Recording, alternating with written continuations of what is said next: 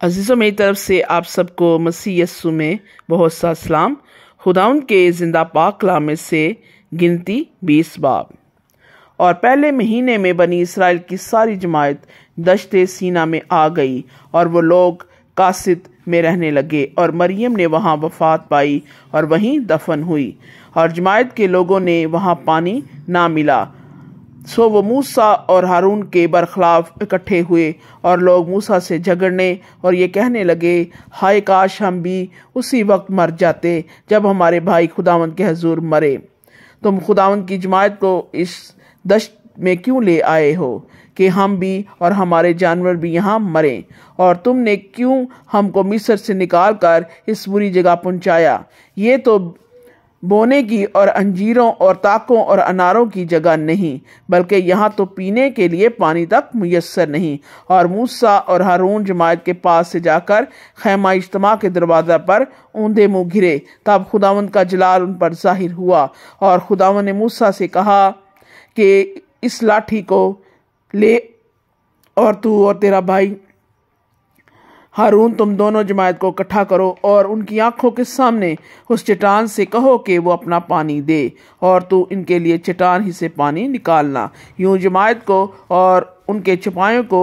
پلانا۔ چنانچہ موسیٰ نے خداوند کے حضور سے اسی کے حکم کے مطابق وہ لاٹھی لی، اور موسیٰ اور ہارون نے جماعت کو اس چٹان کے سامنے اکٹھا کیا، اور اس نے ان سے کہا، سنو اے باغیو، کیا ہم تمہارے لیے اسی چٹان سے پانی نکالیں؟ تب موسیٰ نے اپنا ہاتھ اٹھایا اور اس چٹان پر دوبارہ لاٹھی ماری، اور کثرت سے پانی بہہ نکلا، اور جماعت نے ان کے چپایوں نے پیا۔ پر موسیٰ اور ہارون سے خداوند نے کہا، چونکہ تو نے میرا یقین نہیں کیا کہ بنی اسرائیل کے سامنے میری تقدیس کرتے، اس لیے تم اس جماعت کو اس ملک میں جو میں نے ان کو دیا ہے نہیں پہنچانے پاؤ گے۔ مریبا کا چشمہ یہی ہے، کیونکہ بنی اسرائیل نے خداوند سے جھگڑا کیا، اور وہ ان کے درمیان قدوس ثابت ہوا۔ اور موسیٰ نے قاصد سے ادوم کے بادشاہ کے پاس ایلچی روانہ کیے اور کہلا بھیجا کہ تیرا بھائی اسرائیل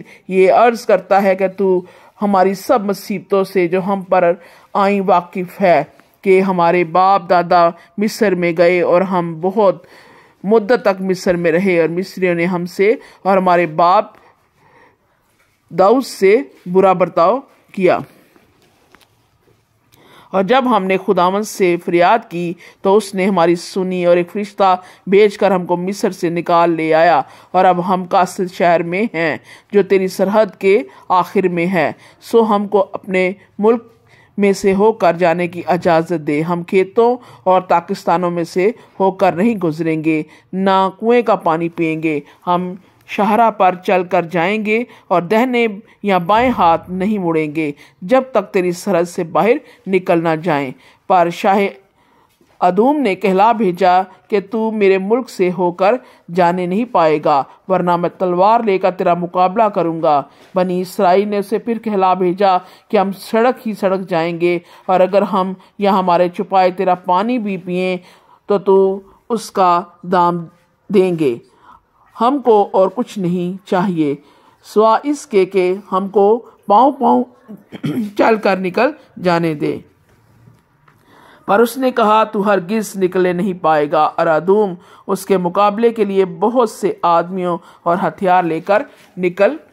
آیا۔ یوں ادوم نے اسرائیل کو اپنی حدود سے گزرنے کا راستہ دینے سے انکار کیا، اس لیے اسرائیل اس کی طرف سے مڑ گیا، اور بنی اسرائیل کی ساری جماعت قاصد سے روانہ ہو کر کوہ ہور پہنچی۔ اور خداوند نے کوہ ہور پر جو ادوم کی سرحد سے ملا ہوا تھا موسیٰ اور ہارون سے کہا، ہارون اپنے لوگوں میں جا ملے گا، کیونکہ وہ اس ملک میں جو میں نے بنی اسرائیل کو دیا ہے جانے نہیں پائے گا، اس لیے کہ مریبا کے چشمہ پر تم نے میرے کلام کے خلاف عمل کیا۔ سو تو ہارون اور اس کے بیٹے الیعزر کو اپنے ساتھ دے کر کوہ ہور کے اوپر آ جا، اور ہارون لباس کو اتار کر اس کے بیٹے الیعزر کو پناہ دینا، کیونکہ ہارون وہیں وفات پا کر اپنے لوگوں میں جا ملے گا۔ اور موسیٰ نے خداوند کے حکم کے مطابق عمل کیا، اور ساری جماعت